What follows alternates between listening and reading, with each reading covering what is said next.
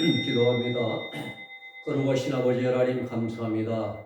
오늘만 6장 말씀을 공부하고자 합니다.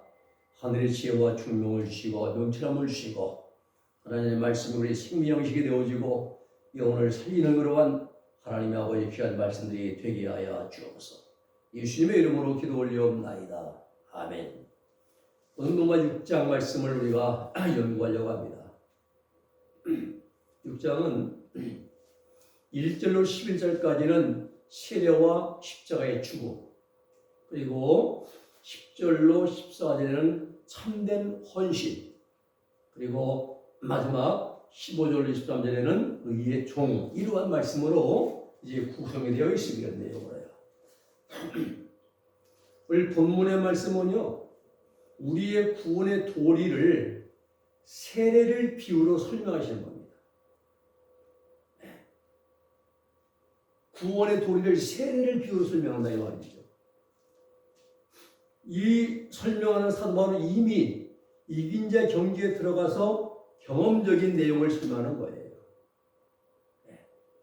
로마 6장 6절 말씀 보면은 우리가 알거니와 말씀하고 3절에는 뭐뭐 주를 알지 못하느뇨 라고 말합니다. 로마에 있는 성도들은 아직 이긴 자 경지에 이르지는 못했습니다.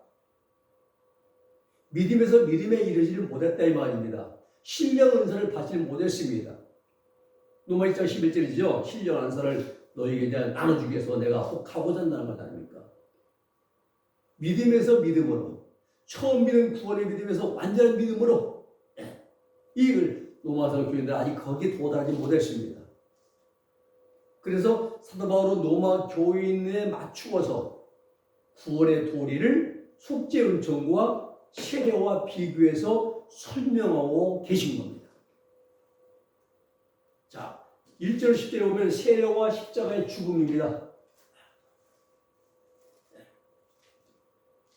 먼저 사도 바울이 이긴 자들에 대한 경험을 설명하고 있는 것을 우리가 알아야 되는 때입니다. 6장 3절을 보면은 알지 못하느뇨, 이미 경험을 해서 알고 있는 것 같이 이 말이에요. 아예 알지 못하냐 이 말입니다. 오늘 본문에서 그래서 세례에 담겨진 의미가 예수님의 속죄 은총임을 설명하는 거예요. 세례가 그냥 물 붓고 앉아있고 머리에 그냥 물 한 모금 채고 관수하는 이것이 아니라 예수님의 속죄 은총임을 이제 설명한다는 사실이에요. 물 세례와 성령 세례에 대해 주님 말씀하셨어요. 물과 성령으로 거듭나야 한다. 요한복음 3장에서 말씀하잖아요. 물과 성령으로. 의미가 뭐냐? 물 세례는 죄 지은 인간이 물속에서 죽었다는 걸 의미를 하고 있습니다. 죄를 지은 사람이 물속에 들어가면 죽잖아요. 숨 못 쉬면은. 그 의미가 있는 겁니다. 여기서 우리 침례라고 하면 침례, 잠길 짐자죠. 잠길 물속 잠긴다는 것. 그러므로 광야에 된다 내내 연동하는 내내 우리는 물세례 받는 거예요. 내가 죄를 짓고 회개할 때마다 난 죽은 거예요. 네. 그래서 물세례는 회개를 뜻하는 겁니다. 회개. 그리고 이 세례식은 회개한 징표를 주는 것이 세례식이라 이 말이에요. 물세례, 세례식 할 때 내가 죄를 회개한 징표로 준 게 회개, 세례식입니다. 성령세례는 물세례 받으면서 정결해져 가지고 마지막 영적을 받고 하나님의 생명이 내주 합일되는 것이 바로 성령세례입니다. 즉 성령세례는 이긴 자의 경지에 들어가라 이 말이에요. 사도들이 그날에 오순절 날에 예수님의 생명으로 하나 되는 성령의 이제 불세례 받고 성령 세례 받고 바로 사도들이 귀신 쫓아내고 방언하고 통변하고 예언 사역하고 능력 사역을 할 때는 그들은 예수님을 십자가 밑에서는 다 도망갔어요. 마음의 성이 충만할 때는 다 도망갔습니다. 그런데 영의 하나님의 생명하비들은 성령 세례 받는다면 오순절날 성령 세례 받는다면 베드로가 죽으면 죽으리라. 난 거꾸로 죽겠습니다. 안드레는 엑스템 죽겠습니다. 다 순교하잖아요. 예수님의 십자가 밑에는 죽음이 두려워 도망했던 제자들이 사도들이 오순절 성령 세례 받은 다음에는 담대해서 다 순교를 되잖아요. 세례를 빼놓고. 왜요? 그 안에 죄대 용서의 하나님의 생명으로 들어와서 함께하기 때문에 주님께서 담대해지고 죽음이 두렵잖아요. 이때는. 그런데 마음 부분의 성령이 충만할 때는 광야길에서 말입니다. 이때는 다 예수님 십자가 밑에서는 다 도망갔습니다. 가야의 집들에서는 나는 예수를 부른다고 3번 부인했습니다. 이게 광야 성도입니다. 예. 광야 길을 다 받아 마치고 마음의 정결하고 깨끗한 하나님의 생명으로 하면 되는 그 놀라운 역사가 생명 성령 세대라는 걸 우리가 분명히 알아야 됩니다. 예. 이게 차이가 나요. 6장 1절 말씀 봅니다. 그런즉 우리가 무슨 말하리요? 은혜를 더하게 하려고 죄에 거하겠느냐? 그런즉 된 5장 21절 연결돼서 그런즉 은혜를 더 많이 받기 위해서 죄를 더 많이 지시고 죄 가운데 있을 수 있겠냐? 이런 의미입니다. 은혜를 더하게 은혜는 뭡니까? 예수님의 속죄의 은혜죠. 십자가의 속죄의 은총의 은혜입니다. 사죄의 은총의 은혜입니다. 죄 사함의 은혜입니다. 구원의 은혜인 것입니다. 이러한 예수님의 은혜. 은혜 더 받으려고 죄를 더 많이 지켰느냐 이거죠. 2절 말씀 그럴 수 없느니라 죄에 대하여 죽은 우리가 어찌 그 가운데도 살리요 그랬어요. 네. 중요하죠 이 말씀이요. 죄에 대하여 죽은 우리. 사도 바울이 갈라디아 5장 14절에서 또 그리스도 예수님의 사람들은 그 정과 욕심을 십자가에 못 박았다 했어요. 네. 죄에 대하여 죽은 것은 정과 욕심 다 못 박아버리고 우리 전부 정욕이 우리를 정욕 중심이에요. 내 정욕에 만족하면 음식, 식욕이 만족하면 오늘 잘 먹었어? 참 맛있어? 다시 와. 왜 식욕이 불만족하면 에이 다시는 안 와. 맛도 없고 짜고 맵고 이러라고 한단 말이에요. 우리 오다나이도 마찬가지예요. 네. 내 정욕이 만족할 때는 참 마음이 좋고 네.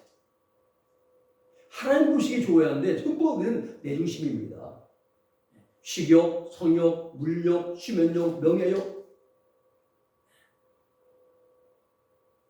또 혈육 간의 애정, 친구 간의 애정, 남녀 간의 애정, 사부의 애정 여기에 끌려가요 우리는요. 이걸 쉽게 못 박아지 한다 사도 바울은 갈라디아 5장 10절에서 24절에서 정과 욕심을 십자가에 못 박았다. 그래서 우리는 못 박지 않았습니다. 그것이 우리의 행복의 1순위예요. 그게 불만족하면 이혼하고 그 불만족스러우면 싸우고 다투고 저기에 만족하면 어제 원수공을 친구되고 우리 이게 타락한 인간들의 삶의 모습입니다. 그래서 사도 바울은 죄에 대해 죽은 우리라 이 말씀은요 죄와 상관이 없는 자예요. 영절을 받았다 이 말입니다. 죄 문제 해결했다는 것입니다. 성도들은 더 이상 범죄하면서 살아서는 안 된다는 것을 말씀하는 거예요. 더 죄를 지면서 살면 안 되죠. 왜요? 이유는 뭐냐? 죄에 대해 죽었기 때문에. 여러분 죽은 사람이 범죄하는 거 봤습니까? 죽은 사람이 욕설 합니까? 안 해요. 죽은 사람이 뭐 돈 욕심 냅니까? 없어요. 돈 욕심. 갖다 줘도 아예 쳐다도 안 봅니다. 죽은 사람이 좋은 음식 먹어요? 아니에요. 아예 그런 데서 죄에 대해 죽었어요. 남을 미워하거나 때리거나 시기하거나 전혀 죽은 사람은 죄와 상관이 없습니다. 왜? 그러면 성도들은 죄에 대해 죽었기 때문에 다시는 범죄하면 안 된다는 거예요. 그럴 수 없느니라. 죄에 대해 죽은 우리가 어찌 그 가운데 더 살리요? 그 말씀이에요.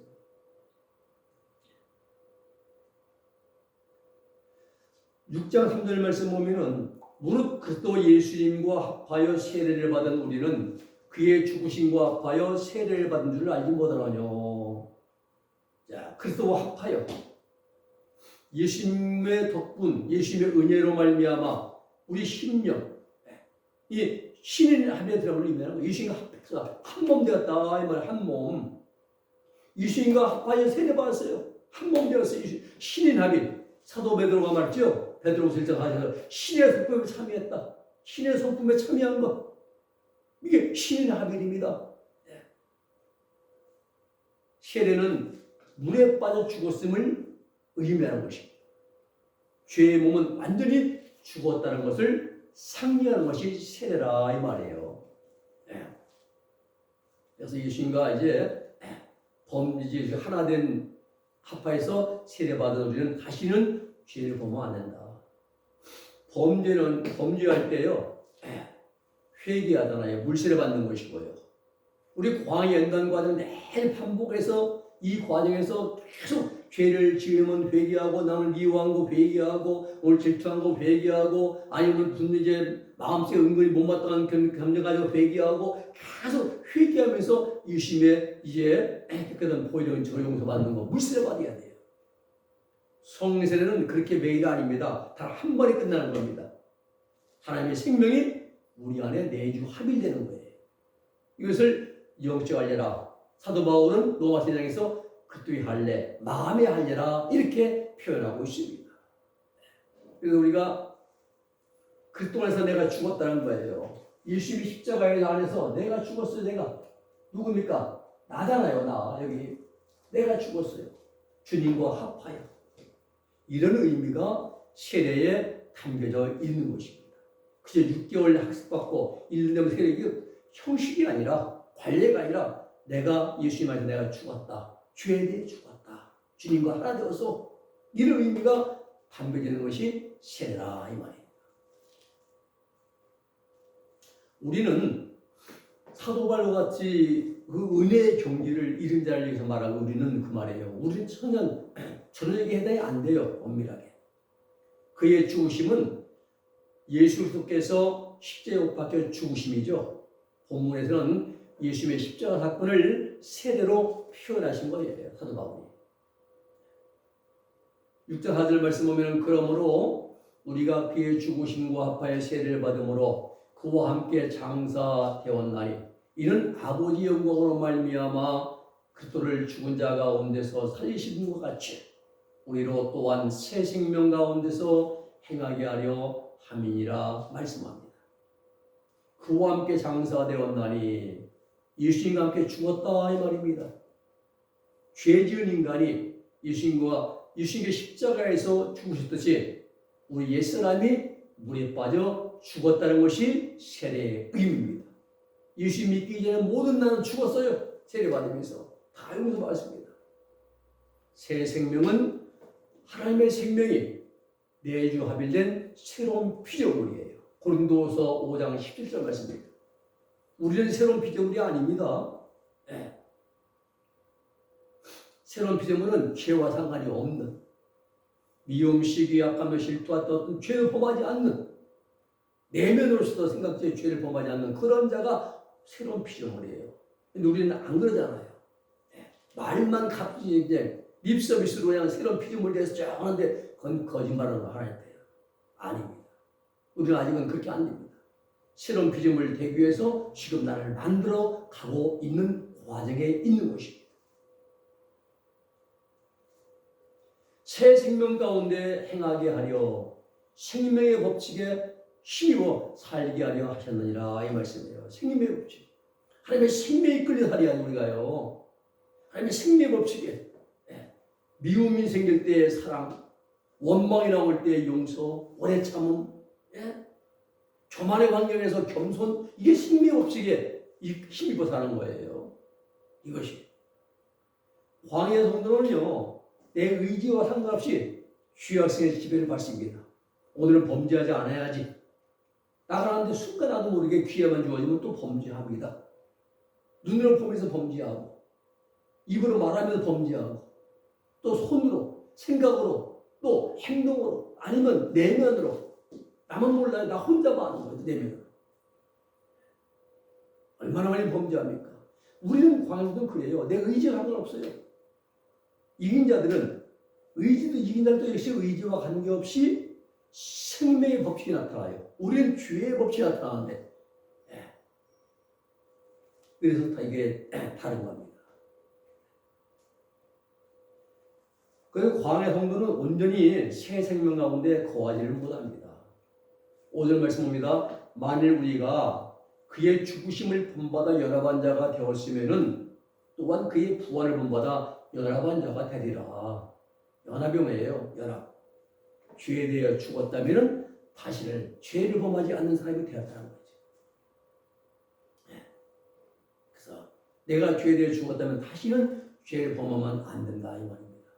부활은 새롭게 되는 것이잖아요. 새 생명 가운데 거하는 경험을 하게 될 것이다. 그의 부활을 본받아 연합한 자가 되리라. 새롭게 되어서 새로운 생명 가운데 거하는 경험을 하게 될 것이다 이 말입니다. 주님과 함께. 로마서 8장 29절 말씀 보면은 몸의 구속이라 했죠. 부활을 이뤘고 성령의 처음 익은 열매를 받아 우리까지 속으로 탄식하여 양자될 것 몸의 구속을 바란다 했는데 몸의 구속이 부활의 몸을 잇는 겁니다. 육신의 부활의 몸. 영은 이미 의로워졌고 생명의 합의를 받았고 몸의 부활. 그래서 몸 구속은요. 영 속에 있는 뿌리, 죄에서의 뿌리 뽑히고 그리고 영혼이 깨끗하고 그 다음에 몸의 부활을 입는 것이 구속이라 성경에 말씀하신 구속입니다. 세상의 구속은 저 감옥에 들어가는 구속이잖아요. 6절 말씀 봅니다. 우리가 알거니와 우리 옛사람이 예수님과 함께 십자가에 못 박힌 것은 죄의 몸이 멸하여 다시는 우리가 죄에게 종로로 하지 아니하려 함이니 그 말이에요. 내가 그리스도와 함께 십자가에 못 박혔나니 그런즉 이제 내가 산 것 아니요. 우리가 주님과 함께 십자가에 못 박혔다 이 말입니다. 못 박힌 죽은 거예요. 왜 못 박혔어요? 죄 때문에. 죄에 대해 죽었어요. 죄된 내가 죽었습니다. 그럼 다시는 죄의 몸이 우리를 주장하지는 안 되죠. 이미 죄에 죽었는데 죄를 지면 안 되잖아요. 우리 옛사람은요 죄악성과 정욕이 뿌리 박혀 있는 타락한 인간 상태가 옛사람. 겉사람, 옛사람, 자기, 자아, 육신, 육성 이게 같은 말입니다. 옛사람은 죄성과 정욕이 뿌리 박혀 있는 타락한 인간 상태. 신학자들의 말을 빌리면 완전 타락, 전적 부패한 인간 상태. 이게 이제 옛사람입니다. 자, 옛사람이 예수님과 함께 십자가에 못 박혔다. 죄의 몸이 멸했다 이 말입니다. 죄악성이 뿌리가 뽑혔다. 죄의 몸이 멸했어요. 다. 그래서 죄성의 뿌리 뽑히고 죄에서 해방되었다는 말씀이에요. 7절 말씀 보면 이는 죽은 자가 죄에서 벗어나 의롭다 하심을 얻었음이니라 말씀합니다. 죽은 자 누굽니까? 죄 가운데 죽은 자. 죄에서 벗어나 죄 문제 해결받았다는 말입니다. 죄 문제 해결받았어요. 그리고 의롭다 하심을 얻었느니라 영생을 받았다 이 말입니다. 신비의 성령의 업들을 통해서 죄와 사망에서 해방되었다 이 말이에요. 의롭다 하심을 얻었다 이 말입니다. 죄 가운데 죽은 자가 죄에서 벗어나 죄 문제 해결을 받고 그리고 영생을 받고 하는 생명의 합의에 이르렀다 이 말씀입니다. 8절 말씀 보면은 만일 우리가 그리스도와 함께 죽었으면은 또한 그와 함께 살 줄을 믿노니 그 말씀이에요. 만일 그리스도와 함께 죽었으면 실제 죽은 것이 아니라 우리를 위해 죽으신 예수 그리스도의 속죄원청을 믿으면 그 말이에요. 예수님 나를 위해서 돌아가신 예수님의 십자가의 속죄원청을 믿으면 그와 함께 살 줄을 믿노니 예수님의 생명으로 생명의 내주 합일로 살아갈 수 있게 살게 되는 것을 말합니다. 9절 말씀 보면은 이는 그리스도께서 죽은 자 가운데서 사셨음에 다시 죽지 아니하시고 사망이 다시 그를 주장하지 못할 줄을 알미로라 말씀합니다. 예수 그리스도의 생명이 합의를 받은 사람에게는 사망 권세가 힘쓰지 못합니다. 사망아 너의 쏘는 곳이 어디냐? 사망은 힘을 못 씁니다. 이 집에 생명의 합의를 받은 분들에게 말입니다. 영원한 생명이 그분들에게 주어졌습니다. 이렇게 우리는 나가야 됩니다. 그럼 우리는 항상 세례를 받고, 세례는 죄된 내가 죽었다는 것, 그리고 세례받고 있는 분들은 계속 주님의 말씀을 따라 살아가야 한다는 것, 죄를 회개할 때마다 우리가 이제 세례받는 것이고, 그리고 완전히 의롭게 되어서 하나님의 생명으로 이제 거듭난다는 것, 우리가 꼭 기억하시고 이제 하나님의 생명을 얻는 우리 모두 되기를 주의 이름으로 부탁을 드립니다. 기도합니다. 하나님 아버지 감사합니다. 우리가 죄에 대해 죽게 하시고 죽은 자가 되어 다시는 죄를 범하지 아니하고 하나님의 생명에 이른 자들이 되게 하여 주시옵소서. 예수님의 이름으로 기도 올려옵나이다. 아멘.